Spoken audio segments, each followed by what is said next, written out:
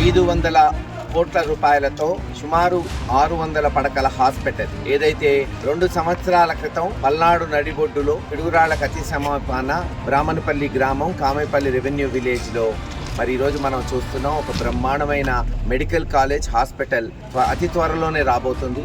దాన్ని పురస్కరించుకొని మొట్టమొదటి ఫస్ట్ ఫేజ్ 100 పడకల హాస్పిటల్ బహుశా వారం 10 రోజుల్లో ప్రారంభించబోతున్నాం. ప్రారంభించిన నెల రోజుల్లో దానికి కావాల్సిన పరికరాలు, దానికి కావాల్సిన యంత్రాంగం, స్టాఫ్ను కూడా మెడికల్ డిపార్ట్మెంట్ వాళ్ళు అలాట్ చేస్తారు. బహుశా మే మాసం కల్లా హాస్పిటల్ మరి ప్రజలకు అందుబాటులోకి వస్తుంది.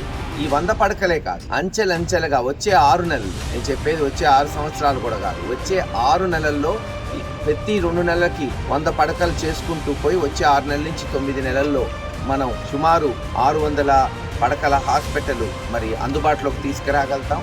అలాగే 2025 సంవత్సరం బహుశా జూన్ జూలై కల్లా కాలేజ్ కూడా పూర్తయి అడ్మిషన్స్ 100 అడ్మిషన్స్ MBBS అడ్మిషన్స్ని ఈ ఒక ఆవరణలోనే ప్రవేశపెట్టచ్చు.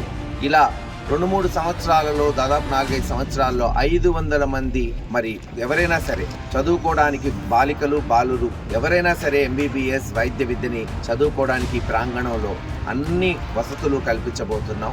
అంతేకాకుండా 600 పడకల హాస్పిటల్ కాలు నొప్పి నుంచి కంటి నొప్పి వరకు, గుండె నొప్పి వరకు, క్యాన్సర్ వంటి చికిత్సలు కూడా ఉచితంగా, ఇంకా ఎవరు కూడా నర్సరావుపేట, గుంటూరు, విజయవాడ, హైదరాబాద్ పోకుండా మన పల్నాడు సెంటర్లోనే హాయిగా ఉచితంగా చికిత్స అందించేటట్టు అన్ని చర్యలు చేపట్టాం.